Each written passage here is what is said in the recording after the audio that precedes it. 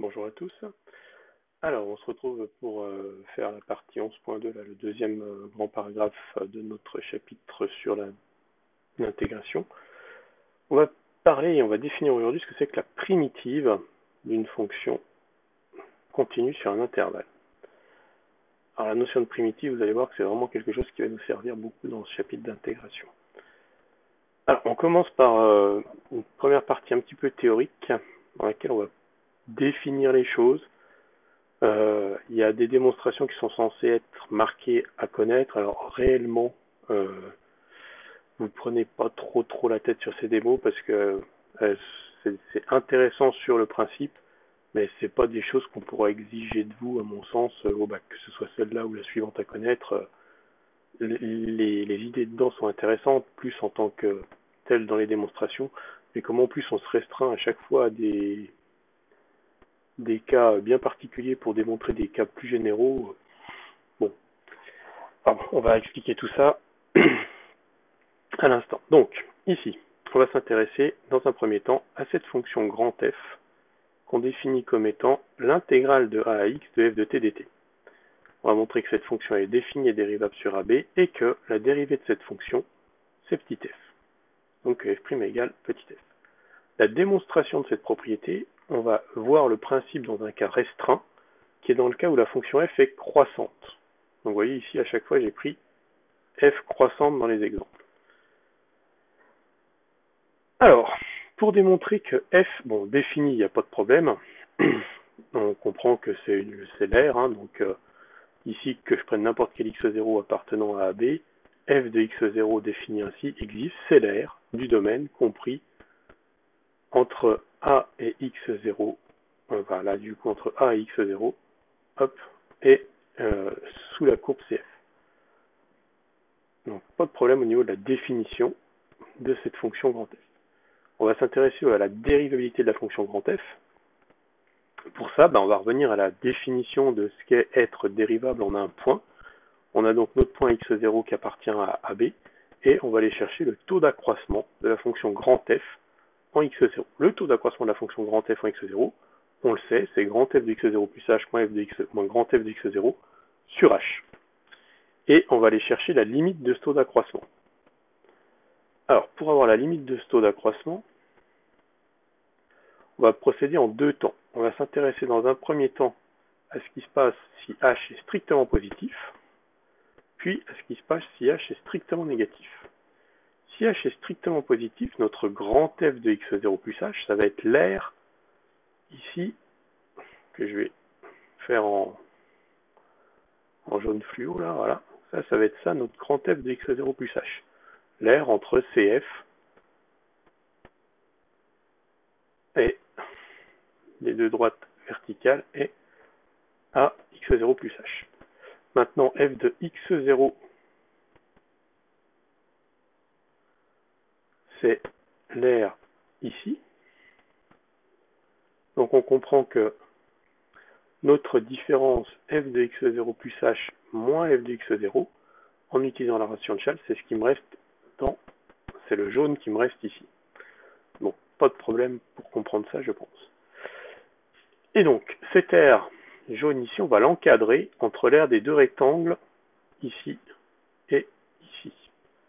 Donc, si on veut rendre ça un petit peu plus visuel, là, ça va être l'air entre ce rectangle-là, hop, donc l'air qui est ici, f de x0 fois h, et l'air de le rectangle qu'on va avoir ici, hop, qui est donc f de x0 plus h fois h. Donc l'air, elle est entre ces deux-là. Ça veut dire que notre taux d'accroissement, au final, f de x0 plus h, je vais reprendre comme ça par exemple, est entre f de x0 et f de x0 plus h. D'accord, puisqu'on a multiplié ici le taux d'accroissement par, on divise par h pour le taux d'accroissement, qui est strictement positif, donc pas de problème. Ça, c'était pour le cas où on avait quelque chose de strictement positif pour h. Maintenant, dans le cas où h est strictement négatif, ça va être le même genre de choses, mais dans cette situation-là. Donc je détaille pas, vous regarderez, c'est le même principe. Simplement, la différence, c'est que quand on va avoir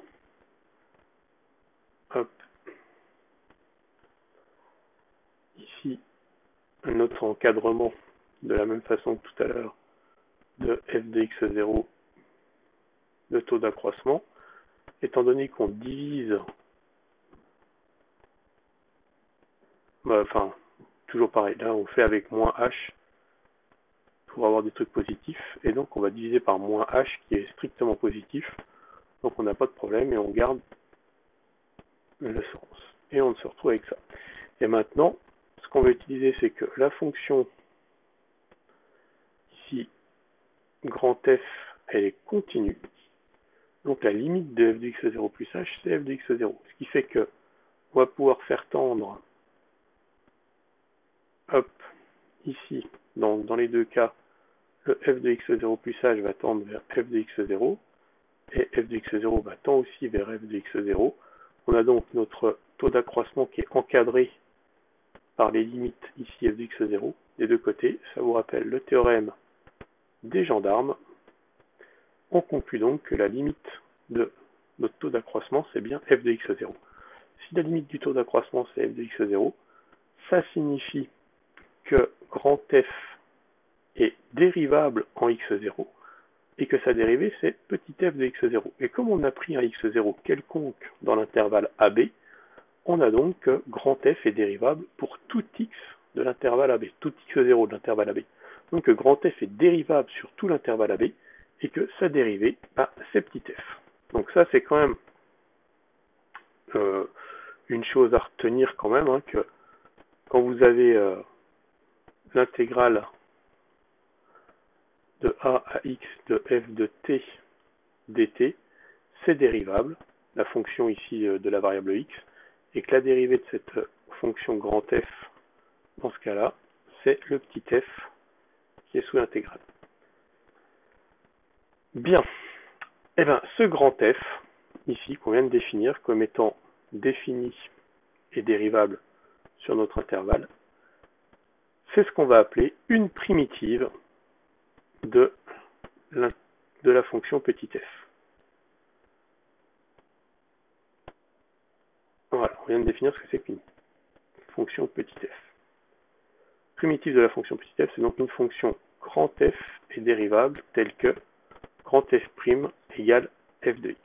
Donc on vient de voir que dans notre situation-là, dans un cas particulier où la fonction petit f est continue sur l'intervalle, on a l'existence d'une primitive qui est assurée.